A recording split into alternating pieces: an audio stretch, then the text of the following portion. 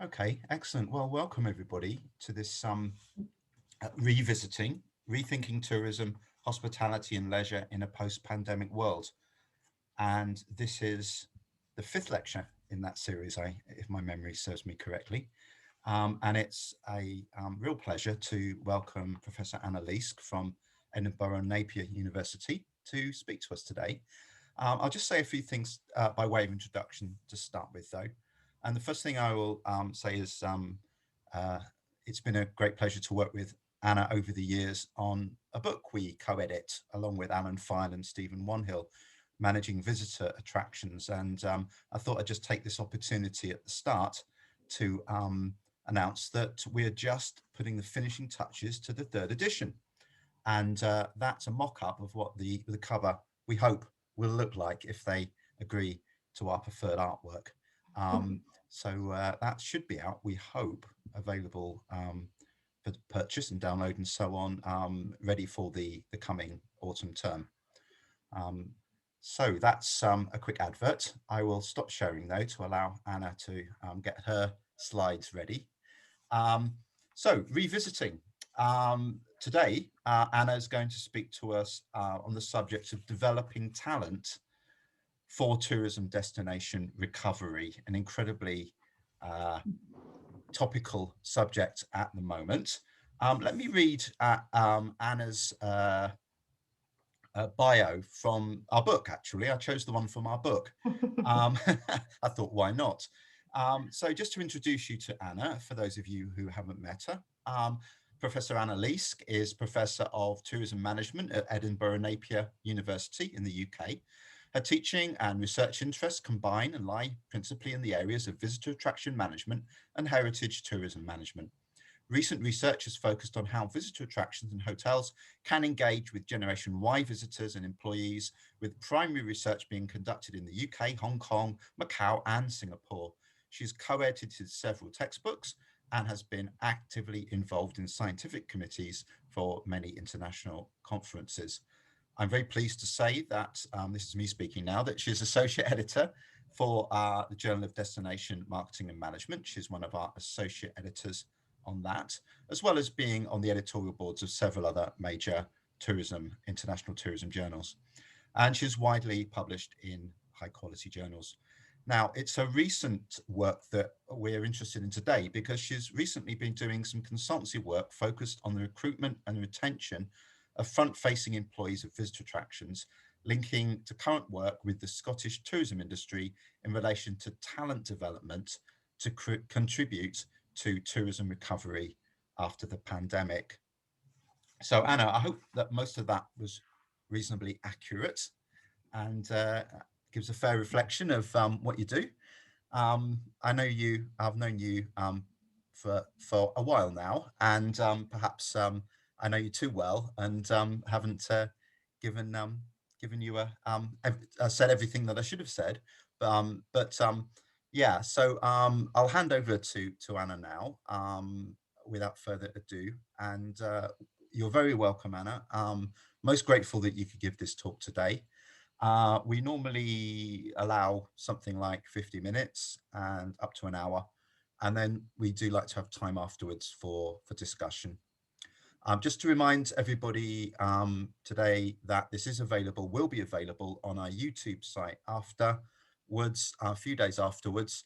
And if you want to look on YouTube, if you look for CVER, which is the name of our research group, the Centre for Visitor Economy Research, CVER Swansea, you should be able to find our YouTube channel.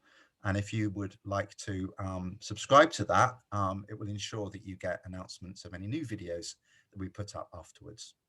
So over to you, Anna. That's great. Thanks very much, Brian.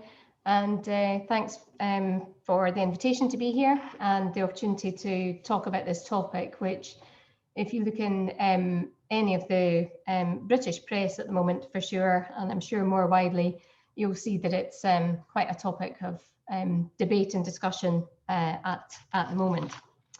So the plan for what I'm going to go through today is, these are all quite big topics, but I'm just going to cover the basics of them and then combine them together. So I'm going to look first of all at destination challenges, just in general, what some of the challenges were pre-pandemic, some of the particular challenges that have come as a result of COVID-19, and some ideas for challenges in recovery. And then I'm also going to look at the role of talent within delivery of quality experiences within a destination. Again, some of the issues pre-pandemic, including the research project that Brian mentioned to do with attractions. Then also to look at some of the issues that have come up during the pandemic and some of the opportunities really that there are in terms of talent management and development for future and for recovery. And then I'm going to use the case study of Scotland to combine these and to give an indication of how the destination of Scotland is trying to develop talent in order to secure some recovery for the destination as a whole, as well as individual locations and businesses within it. So some of the terminology that I'm using, some of the things I'm talking about are sort of UK based, but I imagine that they're probably fairly common, quite a few of the issues in terms of more globally. So some of the destination challenges in general that were already in existence pre-pandemic, management of a dynamic operating environment with the need to be able to flex and change and adapt to different demographics and visitor profiles across a destination and consistently across a destination is a bit of a challenge, but also to meet, develop experiences to meet those changing and increasing visitor expectations. Quite a lot of competition for visitors, not just for tourism, but across other leisure activities and retailing and virtual experiences. And also a lot of competition for destinations in terms of attracting funding to be able to support their different marketing campaigns, product development and innovations, and trying to compete for that funding with other commitments that often come from the same government bodies in terms of transport and health and education. A growing importance of the importance of reviews and recommendations as part of visitor satisfaction was something that's also really been very much developing, particularly online prior to the pandemic. And then the lovely term over-tourism, some people really like it, some people don't.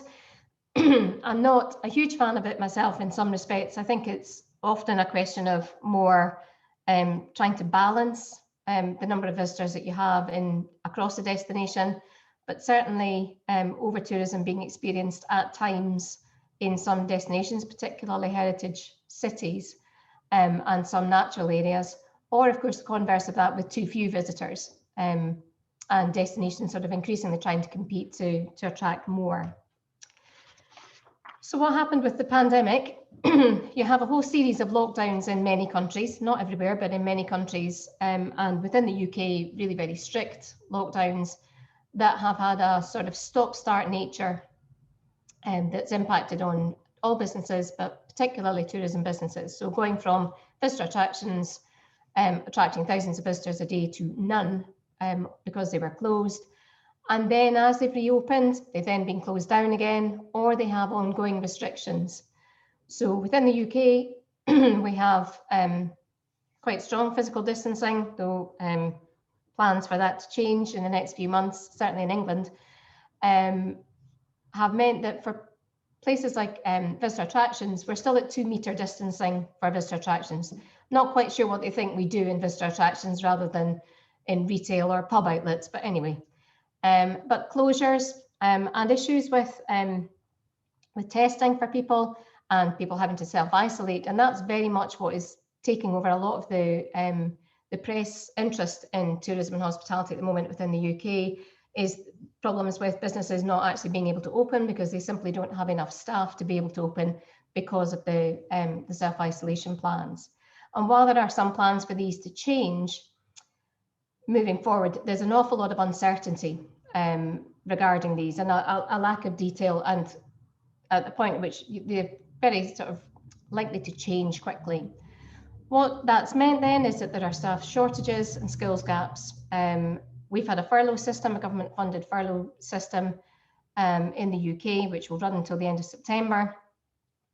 But what's happened in that period is that people who were working in hospitality and tourism, after the first lockdown, they were allowed to take other work opportunities and still stay on furlough. So they've actually gone into other, what might be perceived as more reliable sectors, like retail, even like Sainsbury's, you know, people who might be working part-time hours. And they're now being given the opportunity to return, in many cases, back to hospitality and tourism. And they either don't particularly want to because they don't feel safe. They can't because they've been tracked and traced and they have to self-isolate. Or they have discovered really that actually, you know, it's quite nice. We can do different things and we don't really want to go back into the tourism sector. And also what furlough has meant is that people are a bit reluctant to move to new jobs because they would then lose their right to furlough. So destination challenges have really had a lot of issues, and it's not just for tourism, it's across the whole destination. There's also been a big increase in hygiene concerns and for both visitors and for staff, concerns about their safety across the destination, and the perception of that as associated with the number of cases that are occurring in a particular destination. And what we've had is that cities are having to sort of, you know, really develop their resilience long term as markets change. So visitors not so much wanting to be within urban environments, particularly not historic ones where there might be pressures on space, and have switched more to rural locations. So the cities are very quiet, and the rural resilience needs to be developed because you have some challenges with visitor behavioural changes, a lot more people going, increase in access to places, people perhaps that aren't particularly used to a natural environment and don't know what the protocols are for behaving around animals or transport networks that can't cope. And a great article by Mariana Segala, which is really putting across for destinations that we need to learn from pandemic responses in the past, and sort of across destinations, not repeat mistakes, but to actually sort of learn from them as you go forward. So some of the challenges that are in place in terms of thinking about destination recovery, UNWTO have published recommendations for recovery at national and destination level, and that does include starting to touch on talent. It does include recommendations for investment in human capital via skills development and investment in talent. But a piece of work by Collins, Kreiner and Ram show that there's been very limited adoption of that. So there tends to be very much a sort of straight back to where we were before. And yes, that's a nice idea, but we're not really in a position to do that just now. There's been a lot of government intervention and funding. There's a huge amount of government funding within the UK to try to support tourism businesses. But what Segala is talking about is this sustainable, and is it even desirable in the long term? We've been trying, particularly in the UK, to draw businesses away from relying on public support. And now we've actually just gone straight back into the point where now there's an expectation that we will have that. And that's not really sustainable in the long term in terms of available funding. And I think there's quite a bit written about there being this desire to build back better or change and diversify markets so that to spread business, not be so reliant on particular ones. But that isn't necessarily possible as businesses are really just trying to recoup their losses. Macau is cited as a good example of that by McCartney et al., who are saying, you know, the nice idea that they would rely less on gambling and particular specific markets. And that's just simply not the case. Many of the destinations are just simply trying to go back to where they were before. It's a known market and try and build up from there. There's quite a lot of ongoing fluctuation within markets and demand and visitor behaviour. So quite an awful lot of late booking, which is making it difficult for businesses to try to staff up, and then they find that they actually haven't got the bookings. So they're then having to tell those people not to come back in, which is leading to a growth in 0 hours contract use again in the UK. And for employees across destinations, previous incentives and approaches that might have been there to motivate employees may not actually be so relevant anymore in terms of their personal values and their priorities. Maybe having they've maybe reconsidered those while they've been in lockdown or on furlough or remote working. Maybe don't want to go back into a visitor-facing role. They maybe don't want to work full time. They may want to look at semi-retirement. They may want to retire early. So it's an awful lot of changes. And so there's a need really in destinations to sort of look at what it is that people want and work out how to facilitate that. And for example, an interesting paper that was on the use of building organizational resilience via human resource practice in terms of positive psychology and health and safety, and building up that confidence within visitors. So there are quite a lot of challenges still within destinations moving forward, as well as opportunities, of course. So just to look now then at talent, first of all, just to say what my understanding of talent is it's a big term. It's a very inclusive term. There's an awful lot within it. But talent management seeks to attract, identify, develop, retain, and deploy individuals who are considered particularly valuable to an organisation. And the types of policies and practices that we're looking at here are recruitment, having an engaging work environment, equipping people with the line managers with the skills they need to lead. And I'll come back to this when I look at the example of Scotland in terms of what we've been trying to do here. It's also about trying to retain your staff through developing senior leadership and line management skills development, to see opportunities for people to develop and to have a career development program available to them. And that's through business practices like things like opportunities for promotion, career development, internal promotions, that sort of thing. Why is it important within and across destinations? Because it enables you to differentiate and influences business success by having talented people in your organisation. And if you have a sustainable approach across a destination, then it's about developing a flow of talented people that will move around that destination.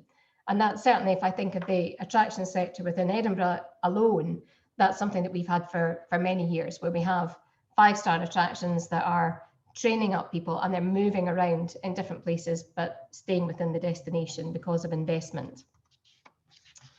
So pre-pandemic, there were already some challenges within talent management within tourism, and there were skills gaps and shortages, questions over whether tourism is a career of choice or something to fall back on.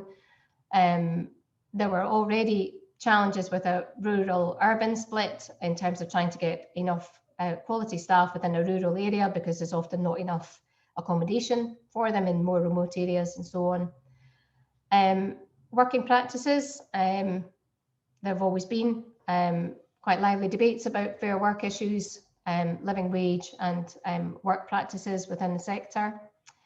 There have been changing employee needs, and I'm going to come on to that in terms of biogeneration, perceptions of the sector, how quickly people would expect to be able to develop and progress through an organisation, and developing consistency across the destination to build that talent pool, to keep people within the sector and see that it's a career long term. There's really sort of generally been a commitment that there's a need for government leadership in shaping training and education for recruitment and retention. Recruitment and retention are the two sort of perennial issues that just keep on coming up. Recruitment issues are about the unknowns. Things like Brexit has had a major impact within the UK. It's certainly not the only cause for the situation that we find ourselves in at the moment, the shortages, but it's a contributory factor. There are questions about the appeal of a visitor-facing role, and that's really coming through in a pandemic situation. Changing demographics, we have an ageing population and a decreasing labour pool within that context. And for retention within the UK, there is no retirement age. So you may have people who are sitting in jobs that they may not be particularly suited to anymore, but it's difficult to manage that situation, and it may be quite difficult for people to be able to progress through the businesses because of that. And things like high levels of retention are both positive and negative. If you've got really high retention, it's great in some respects, but it can also be negative because it doesn't allow for movement and opportunities. So pre-pandemic, there was already a lot of issues and a lot of competition for talented staff in destinations.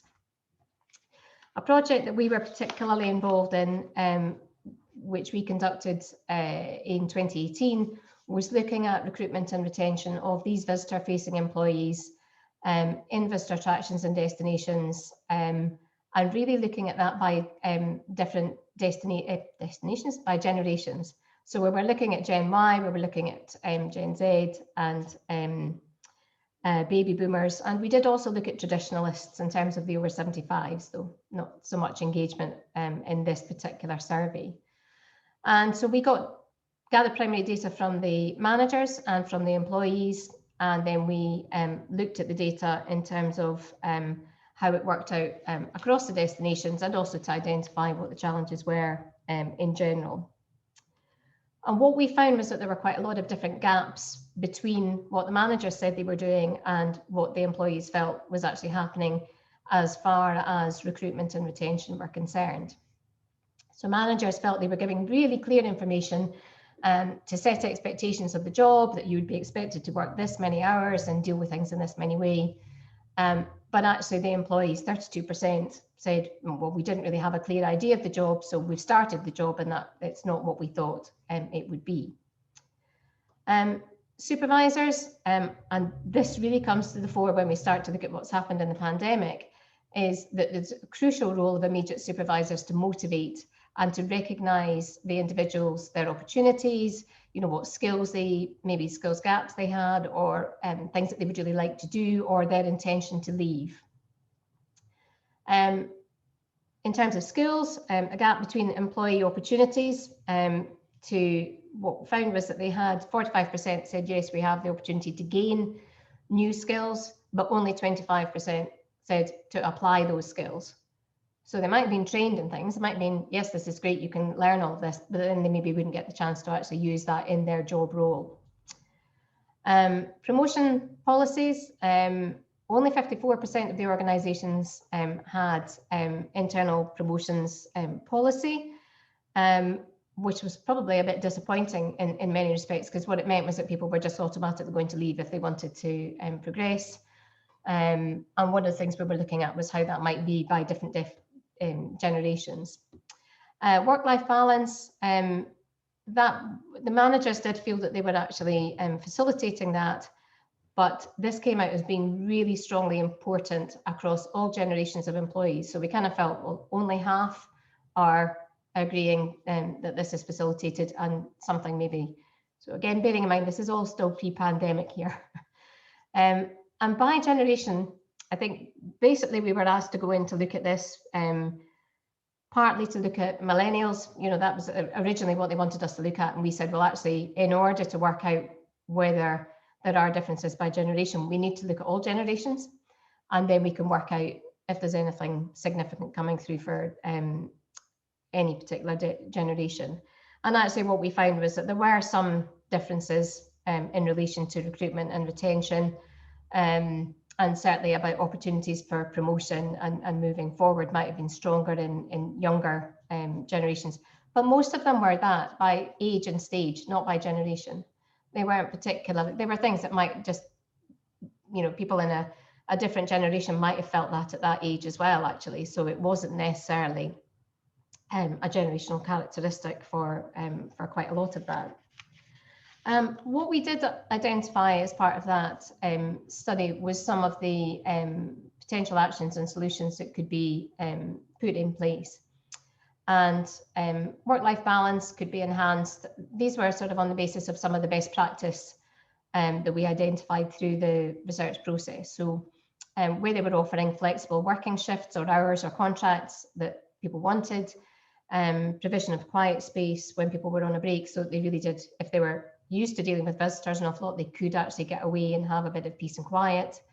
Preventative healthcare packages, so about looking after themselves rather than dealing with it once they were ill or anything. Provision of mindfulness apps, yoga classes, that sort of thing. And that tied in also with benefits, that it was very much linked to the period of contract, so that there were incentives to stay, having a probation period, so that if really the job didn't turn out to be what somebody expected, they could part ways. Having pet-friendly policies became quite important in some of the, particularly some of the tour operators, as I recall, and having exercise classes or personal trainers coming on to site, doing pop-up talks about all sorts of different things, not necessarily related to the job, and having quite elaborate pre and post-season parties for the seasonal staff. That seemed a really popular way of bringing people on board and getting them back in, particularly if they were going to maybe come back summer after summer, if they were a student, for example. Having flexible approaches to recruitment and retention in terms of being flexible to change people's roles or job functions, depending on, you know, what situation they were at, allowing people to have sabbaticals, that sort of thing. And that multi-generational working really should be enhanced by having a very clear vision and communicating, and allowing people to share their knowledge and skills across the generations. So it wasn't so much needing to do any of these by generation, but actually about looking at the individual in terms of managing their talent. So moving on to look at some of the issues that have particularly arisen during the pandemic. Skills Development Scotland have been discussing about the new world of work and identified that there's been such a change in skills that are required, particularly to do with digital, but only 9% of leaders have the skills required to thrive in a digital economy. So we have a shortage there in terms of skills. People have enjoyed the flexibility of different work and furlough and lockdowns, and reappraised their values and what's important to them in a work environment. That may well play to the strengths in some respects for tourism. It may have disadvantages.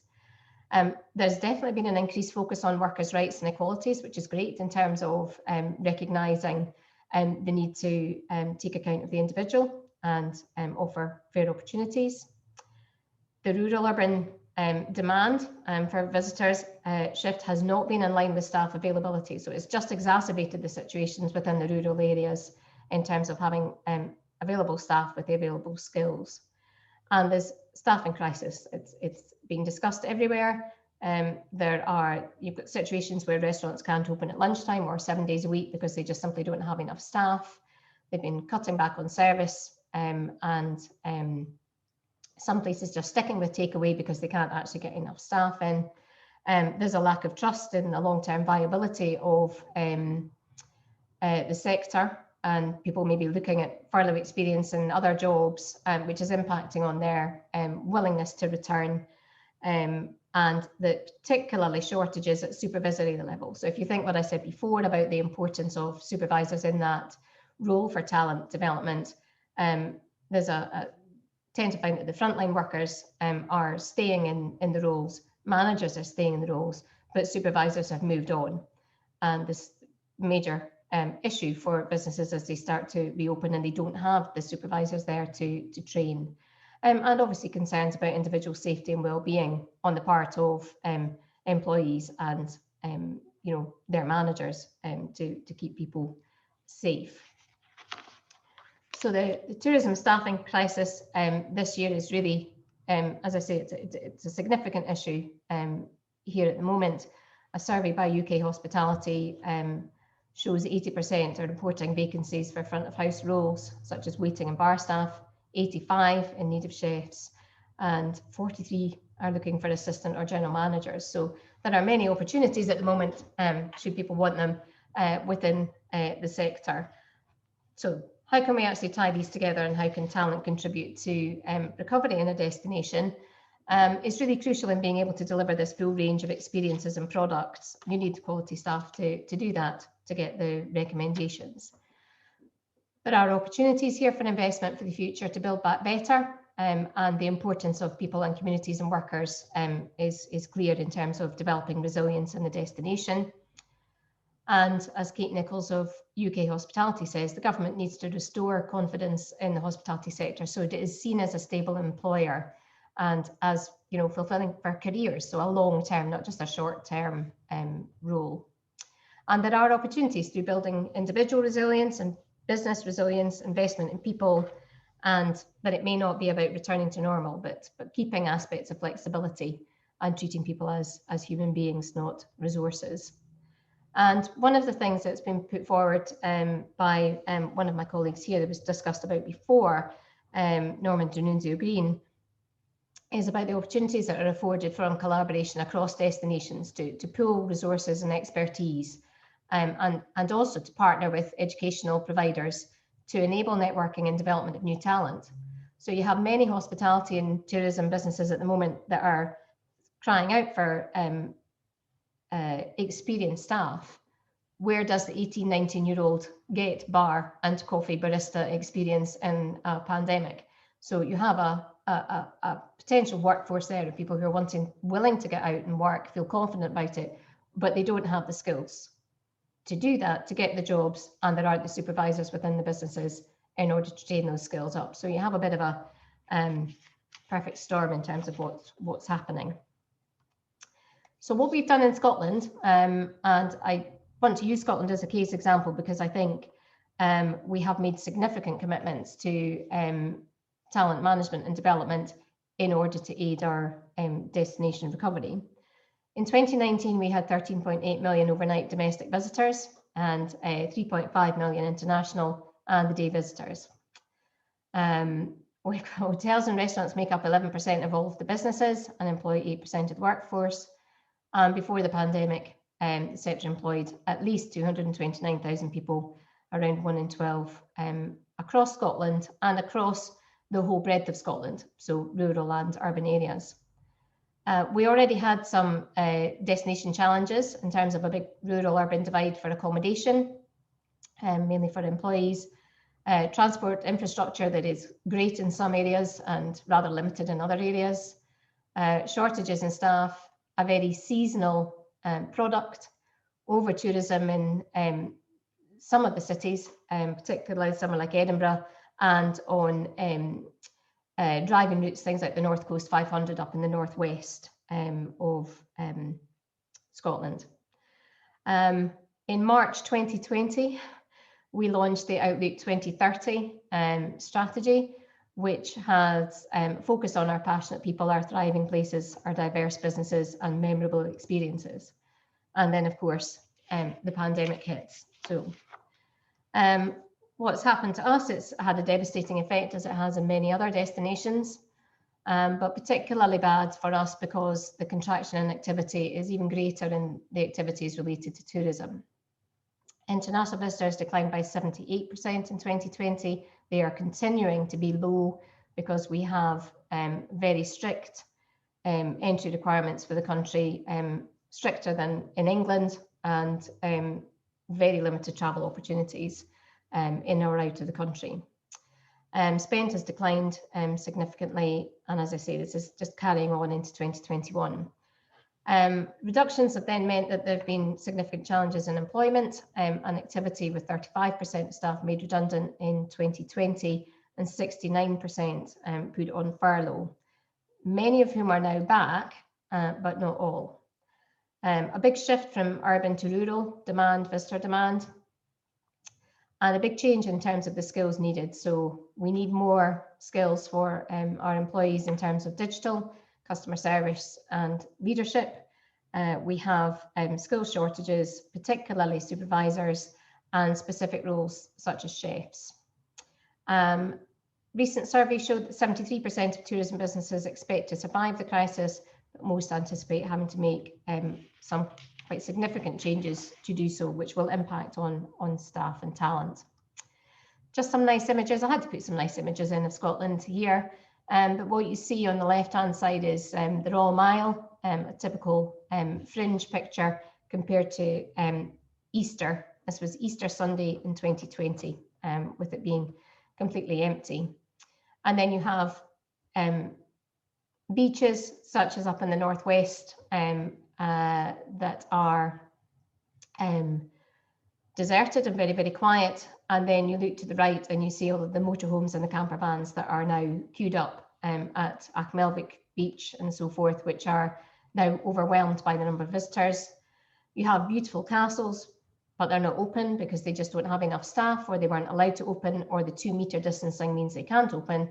And then the bottom right one is you have queues everywhere of confused looking people trying to work out how on earth they actually buy the ticket for the parking when it insists that you use pound coins and nobody has pound coins anymore. You have just different sort of structure of people that are visiting who may be unfamiliar with the context that they find themselves in.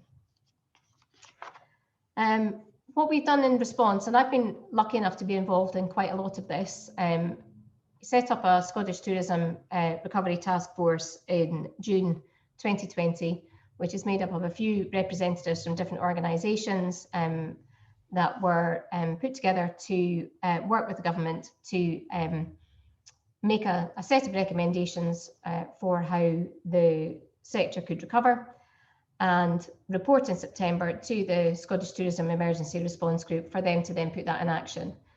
So I'm on the task force. It was initially going to be just for July and August last year. I'm still in regular contact with them. It's an ongoing commitment that we have to try to work out how we recover. But we developed the recovery framework, which aims to develop and deliver a 3-phase plan.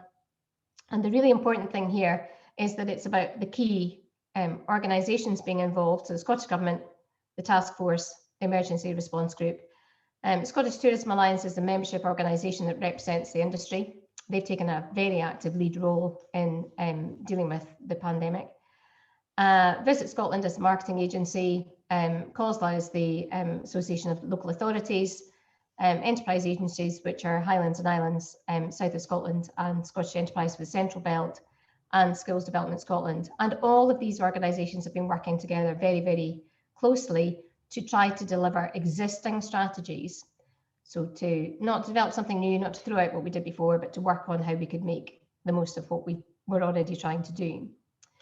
The priorities and framework, the phase 1 has been given £25 million funding from the Scottish Government, and that's been agreed. There are 10 different projects, including a days out scheme and net zero and setting up a Scottish Tourism Observatory.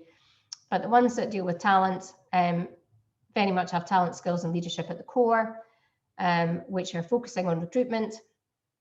We've just launched a campaign on Monday there, which is about there's always a job for you, whatever the sector, whichever sort of type of business within the sector. Principles of fair work, working with graduates to get them into a longer term commitment to the sector. On the retention side, we've developed the Tourism Hospitality Talent Development Programme, which I'm just going to talk about more in a minute. We have Fair Work Charter. A lot of it is to do with employee wellbeing and equality issues, and embedding them within whatever we're putting in place, and developing talent routes across the destination. And then there's also the destination leadership. If you think back to what I mentioned earlier about not having the skills necessarily for leadership and so on, to develop sustainable destinations, and they've also, part of that is setting up a destination marketing fund for innovation. So I'm just going to pick out 2 of these, and the talent programme is all about setting up and developing COVID resilience within the sector and supporting response and recovery through an industry-led skills development programme. So the emphasis is very much that it's industry-led. I am on the board of this, really partly my role, higher education representative. We have college sector, university sector, and then large-scale hotel companies, tourism businesses and attractions on this. And it's about trying to support businesses to identify training pathways for their staff so that they have a longer term commitment, not just a short term, this is what you need for the job, but this is about setting things in motion now that will carry on for years to come. And about promoting the sector as a career of choice and developing new talent, attracting people into the sector. First phase, we delivered between January and April. We put 2,000, just under 2,000 tourism sector staff through an online programme of 10 modules. 6 were core modules, and then 4 were developed specifically for whether you were on supervisory management or leadership training. And this was developed and delivered across the whole of Scotland. It was mainly aimed at the over 25s. That's where the funding mainly came from, but we did have some younger than that, and good geographical spread across central Scotland. So it had things like different, I'll talk about the content in a minute, but key elements of it was that it was social. It provided people with a regular timetabled weekly session over 10 weeks to engage participants, to focus on those that were on furlough or who had been made redundant but wanted to stay within the industry. So they needed to be associated still with a business. They applied to go on to the course via a business, and it was about improving skills, upskilling and reskilling. The content and the feedback, these are the sort of the keywords in the word cloud, but the core modules were things like a culture of trust, readiness for change, a culture of feedback, challenging unconscious bias, building resilience and well-being. And then the specific ones were things like step into leadership or managing performance, managing up, coaching, and so forth. Feedback from the participants was extremely positive. They're back now out in the workplace.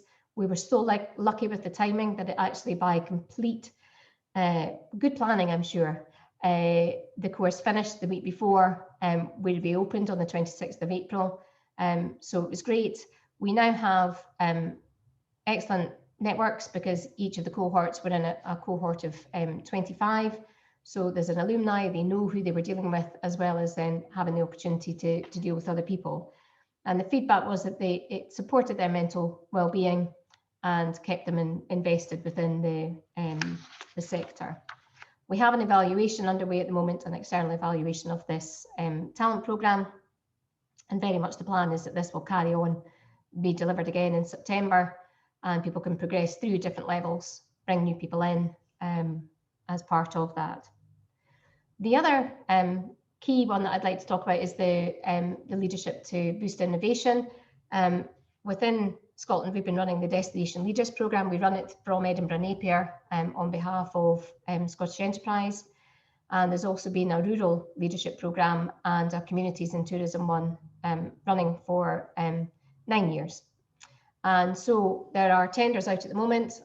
Well, Destination Leadership, there are going to be a series of online 3-day short courses in destination leadership, some of them targeted at particular sectors like attractions or tour operators, and they will be run over the summer. And Edinburgh and Napier, we're delivering on those ones. And the Destination Leadership Programme, there will be 3 iterations of the 6-month programme that will run over the winter, as well as communities and tourism and the rural, and the tenders just out for them just now.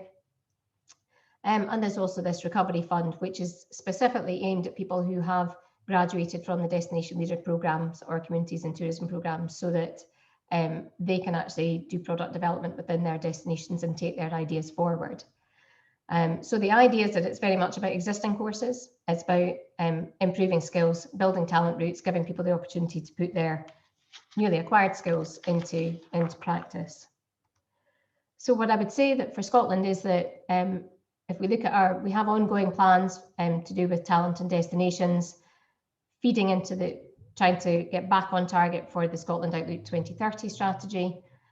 So we have phase 2 that will run, the funding is already agreed for that, from April 22, which will include industry alumni, masterclasses, industry-wide induction courses, and developing new skills, and more of the talent development programme. I think for Scotland, there's very much been the recognition of the importance of tourism and the destination and the need for a coordinated approach in relation to talent, as per the task force recommendations. When you look at them, you can just see how important that is and how it's embedded within that. And so if you link back to literature, you've got things like Maura Sheenan and her team saying make people passionate about places long before they get to working age. So we've got plans to put that in place from schools through, even more than we already have. And then phases 3 and 4 we're already starting to plan that in terms of getting some more funding. We very much, I think, see the benefit of pooling resources and expertise across the destination of Scotland via recruitment campaigns. At the moment, the one we have is if you if you like showing off, then there's a job for you. If you like dealing with people, there's a job for you. And building the sector across the destination to build from the community up and out to support social and economic resilience via investment in staff and in talent, to encourage people to join the industry and stay in it. So just to conclude, existing issues with talent development and destinations have been significantly exacerbated by the pandemic. We need to learn from that and try to improve situations as far as possible. It requires commitment and possibly consistent funding to enable the setup of quality programmes, but there is a question over that in terms of how sustainable that is in the longer term. But it is critical to address talent development for destinations to be able to perform in the future with people at the heart of the tourism experience. Yes, people have recognised the value of virtual experiences, but much of tourism depends on face-to-face experience. And there are opportunities and responses to build resilience long-term future for the sector in conjunction with other policies such as vaccination and so forth. It's not in isolation. And I think there's a clear emphasis on the role of talent in destination recovery strategy. And I think on a sort of personal note, it's been excellent to have the opportunity actually to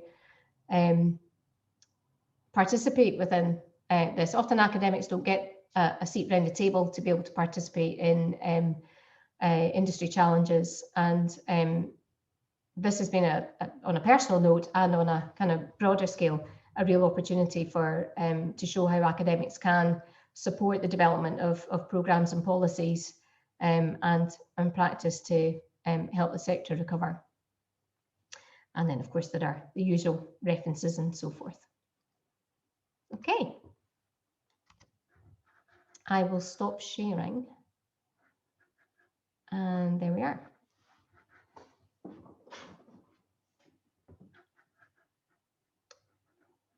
You're on silent, Brian. You're on mute. Thank you. Yes, I pressed it, but it must have unpressed itself. Didn't want to work. Technology, hey. Thank you, Anna. Thank you. That was marvellous. Very interesting indeed, fascinating. And of course, slap bang on time as well, as I would expect.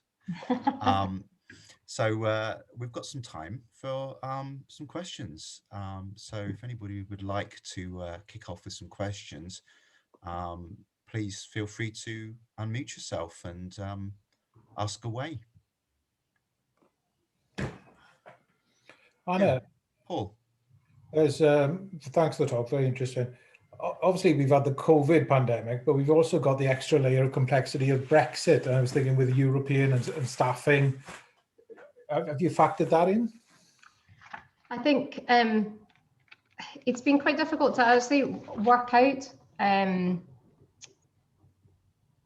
impact that that's had on us at the moment. I think it's something that we need to find out a bit more about. I think, having said that, we were always very aware.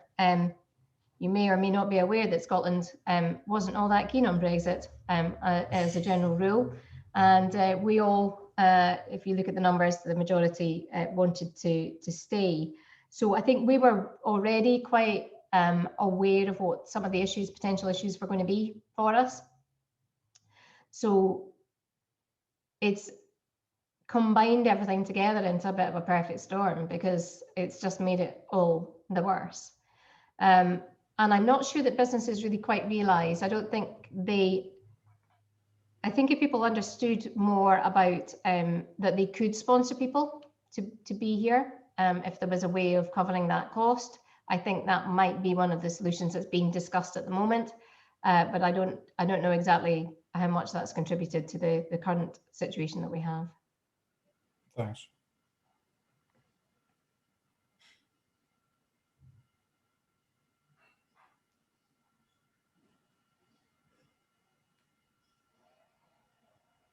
You're muted, I think, Brian. But of course, I unmuted myself, but I could see you were about to talk, Carl. So I thought I won't bother unmuting myself. I'll just move my lips, and you'll talk away. I don't know whether you picked up any anecdotes of, and just talking to sort of businesses locally, it seems that like managers are the ones who've sort of had to pick up a lot of the slack, you know, have been working sort of flat out, trying to sort of keep things ticking over and doing all of the sort of yeah, the real nitty gritty of hospitality, particularly. I don't know whether that was this, you found anything. Absolutely. I mean, one of the people, I better not say who it was exactly, but one of the people who's on the talent development board, we meet every Wednesday at 9 o'clock. We're always there. And for a couple of weeks he wasn't there, and we didn't really quite know. And then we heard it was because he was having to do breakfast shifts. He's the general manager of the cluster manager of two of the biggest hotels in Edinburgh, but he was having to serve breakfast because there just weren't enough staff. And you know, so he's really committed to this, but equally he has to deal with that. And he's actually the one that I was thinking of in terms of that he was wanting to make things better, wanting to invest in people, but just not having the supervisory staff in order to be able to do that. So what they've done is they've brought in 0 hours contracts because of the unknown demand, brought people in, they trained them up, and they give them shifts and then they cancel them. I happen to know this because my son is one of those, because I offered him as a support for the breakfast shifts. He was delighted I'd done that. And you know, they're there, they're just not picking up enough business to actually be able to offer all the shifts. It's very, very hard. Yeah, very hard. I can see a question here from Mo. Are salaries, wages not a huge problem? Yeah, so I think that's sort of, I think, what needs to be borne in mind. But what seems to be coming forward with this sort of change of view about people's sort of reevaluation, not everybody, but some people's reevaluation of the situation, is that it's not necessarily about the money. It's about flexibility. An awful lot of it seems to be now about sort of trying to manage several jobs, which just sounds, as an academic who's been at the same place for a very long time, the prospect of having to juggle all sorts of different jobs and to know how many people you needed, and you know that person you might be asking to do shifts has 2 other jobs that they may have committed to as well, I think is where we need to go in terms of how we think about making sure that people have the skills and that they are motivated to want to be in that team and to commit to you. And yes, that may well be salaries. Certainly here, that the minimum wage would be in the region of about, I can't remember, £6.56 or something. Most places, for example, the breakfast shift, for somebody with no experience, they're getting over £9. So they're having to pay, and I think they're willing to pay. They're willing to pay for someone that they train up from that point of view. How that translates further up, I don't know. A lot of the people I know at management level took pay cuts during the pandemic, and many of their attractions, they took a temporary pay cut. But presumably people are now expecting to be back in a competitive salary situation.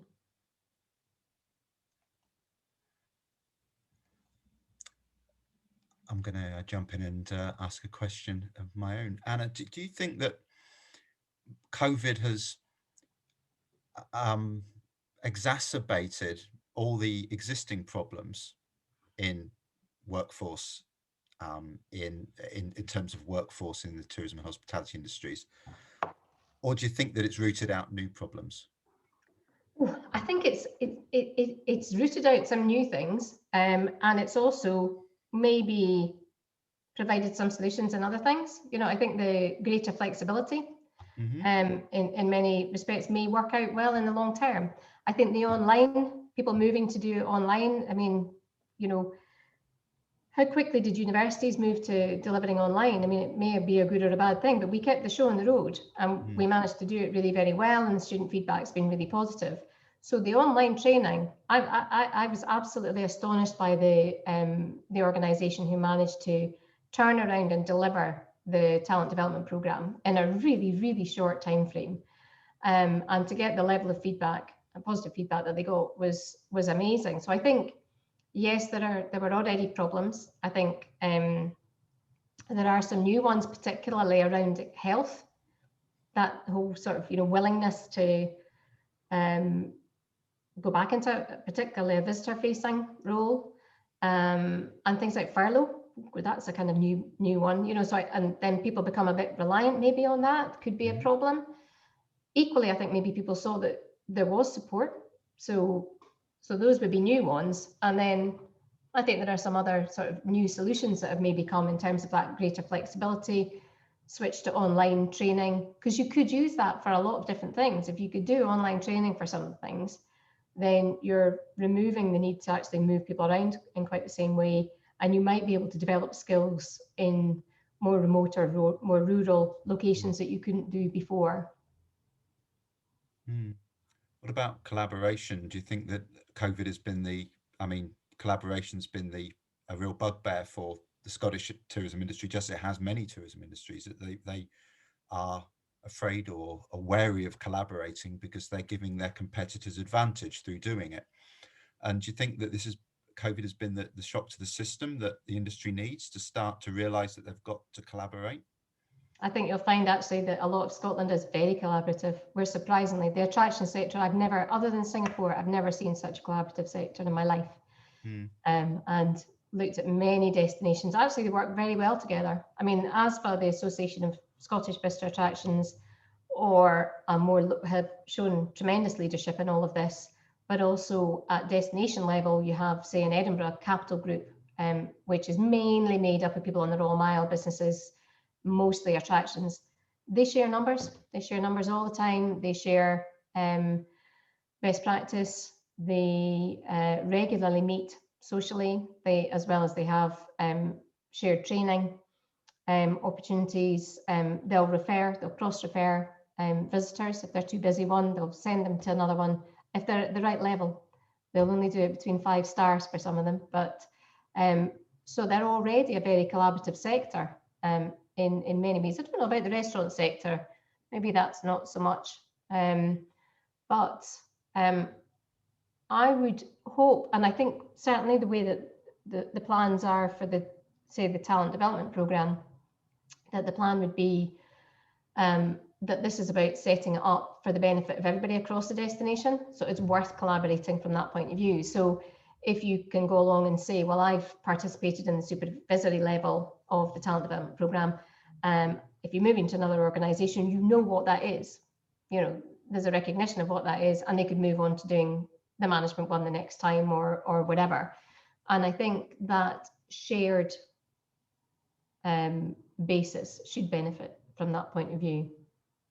And I would hope, certainly in terms of, you know, things that we're discussing are about how we can strip out some of the things like that are standard induction, food hygiene, that sort of thing, and do that as a general, so that then when somebody has a bit of a kind of, not a passport, but, you know, it's a recognised thing that they've already done. They don't have to repeat it again, or they could do a top up, that sort of thing.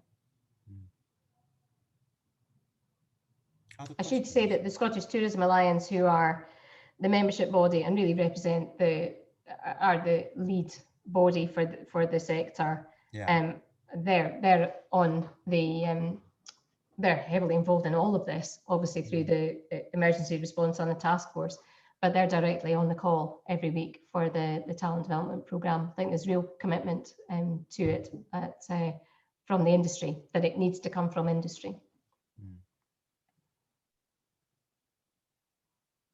That's true. You know, I think £25 million sounds like a lot of money until you start to strip it down.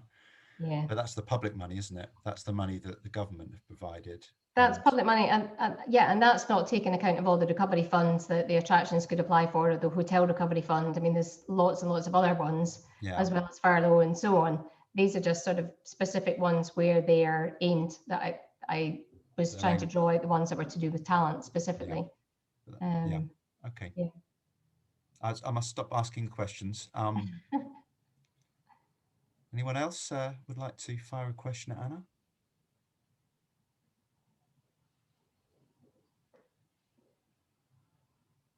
Stunned you into silence.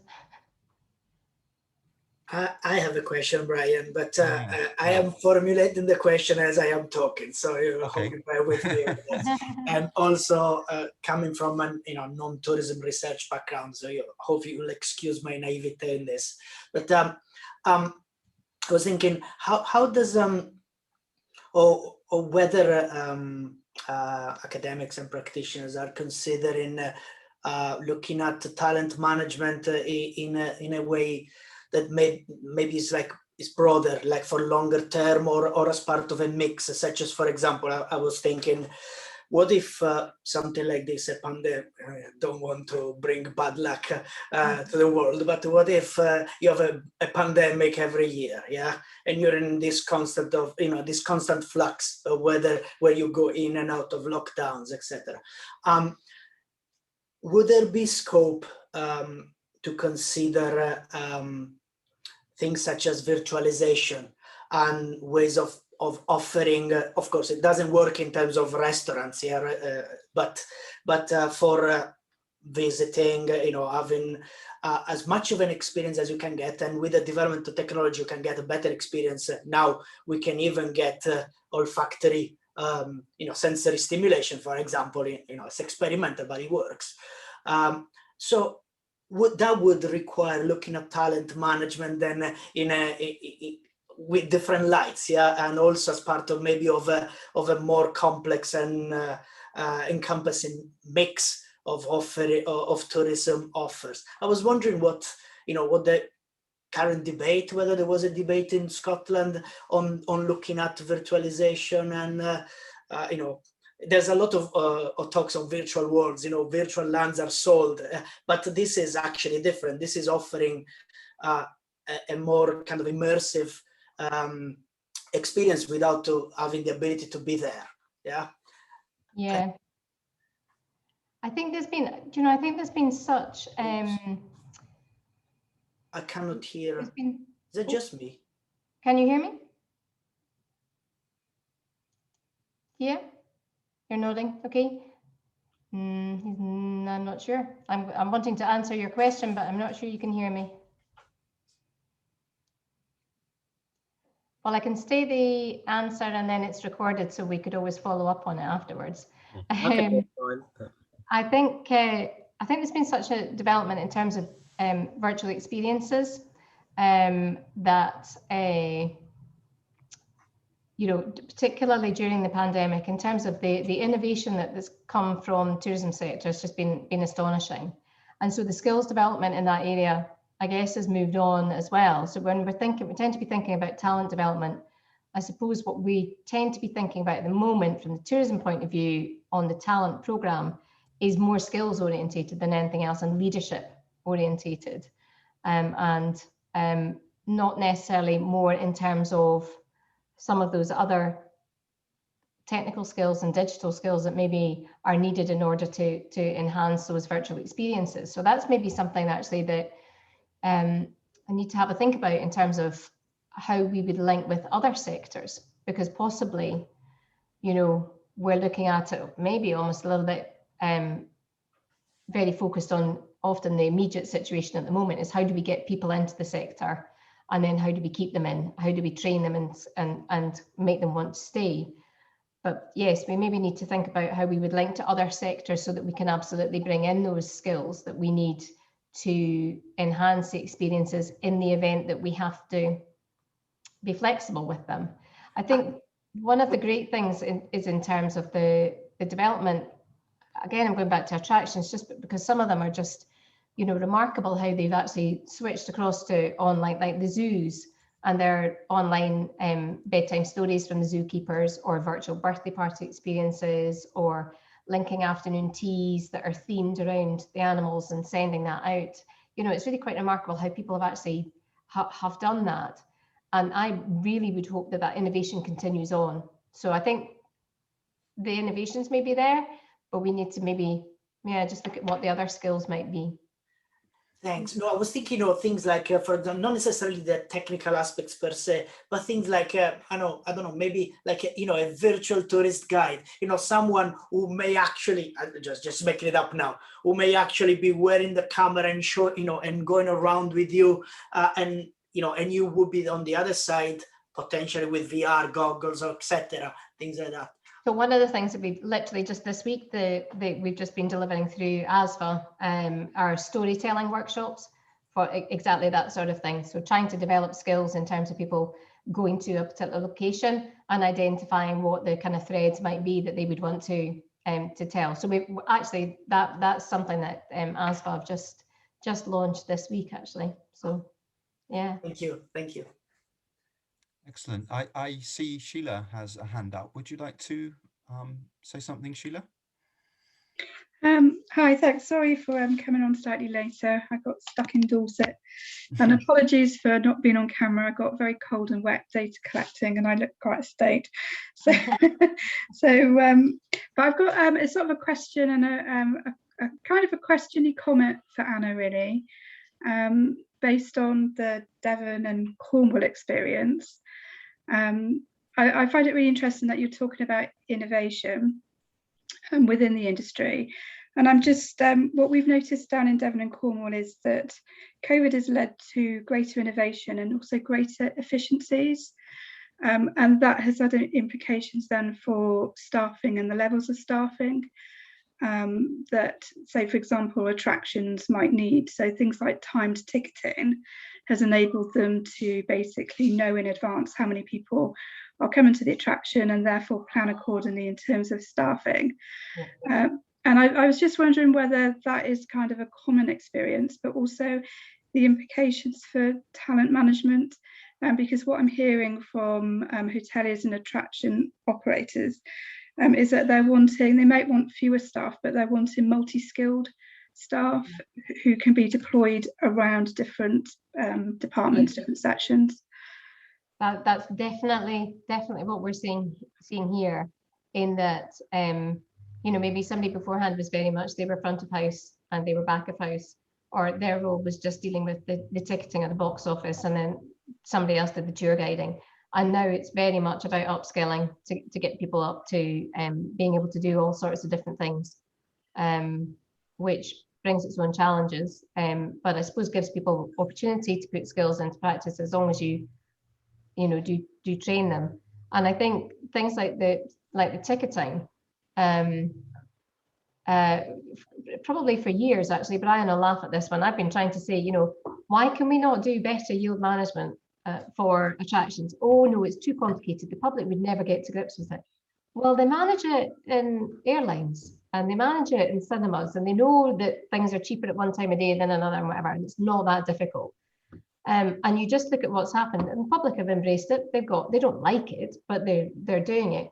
And as you say, for the attractions in particular, much better knowledge. They know when people are coming, they know when they're booking, they know how far they're going through the booking process, even if they don't then book, but they know they've done the research, and then they can look at the conversions later, and they can plan for their staff. And it's one of the, I listened to a presentation and the ALVA, Association of Leading Visitor Attractions, they've had some brilliant webinars, and what they were saying from I think it was Harwood House outside York, that the one advantage is that because the ticketing's all online, they can actually concentrate on welcoming visitors when they come, rather than having to stand and do the very mechanical, that's £10.50, that's would you like a guidebook, that's all done.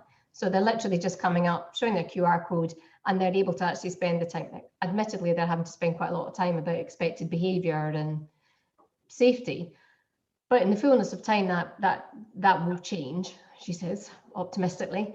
And so they said it's great because actually we can concentrate on welcoming them in and not having to sort of work out the till at the same time.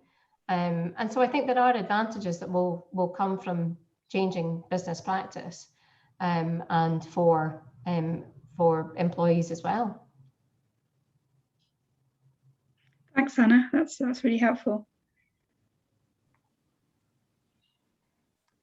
Okay, well, I see our time is run out, so I think that unless there are any other urgent questions, we can call things to a conclusion.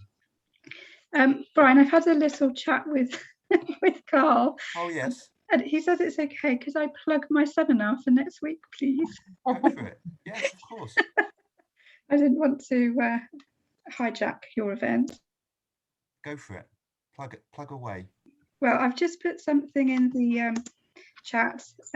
Basically, it's a seminar which is looking at addressing the challenges facing coastal communities, UK coastal communities.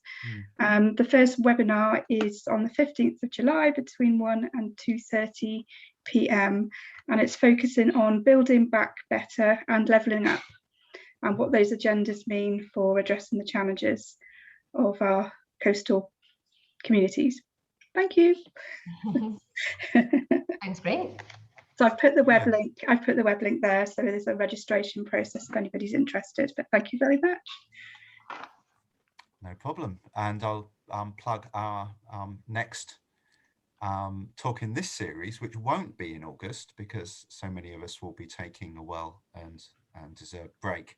Will be on the first Wednesday of September instead. I can't remember the actual day of the month that is, but it will be at 4 p.m. in Britain, which will still be British summertime. And it will be Professor Donna Chambers from University of Sunderland, who's consented to give a talk then. We're very pleased to have her join our list of public lectures for the year. So looking forward to that. And please, in the meantime, please do feel free to go onto our YouTube site, CVER Swansea. You'll find it if you put those search terms into YouTube. You'll find us there. You'll find all the previous talks up online. And you'll also have the opportunity to subscribe. And if you can point others in the direction of that YouTube site, that would be great as well. We wanted to be there as a repository of these very useful and fascinating talks that we've had. Final thing I need to do then is to thank not only those who have come and those who are listening to us on YouTube, but particularly Anna for giving us such a interesting and valuable public lecture this afternoon. Thanks. I've been admiring the view outside your window of the old town in I know, I'm so lucky. I just You've got an out my incredible window and there it view. is. I couldn't resist. I had to have an Edinburgh shot. Of course, yeah. And so greetings from Edinburgh, greetings from Wales for me, greetings from the parts of the UK that did not make it through to the quarterfinals of the Euros, but we don't care. So and thanks everybody for attending, and I look forward to seeing some of you again not in August but in September. Goodbye everyone. Okay. Thanks, Brian. Thank you everyone. Thank you very much. Bye.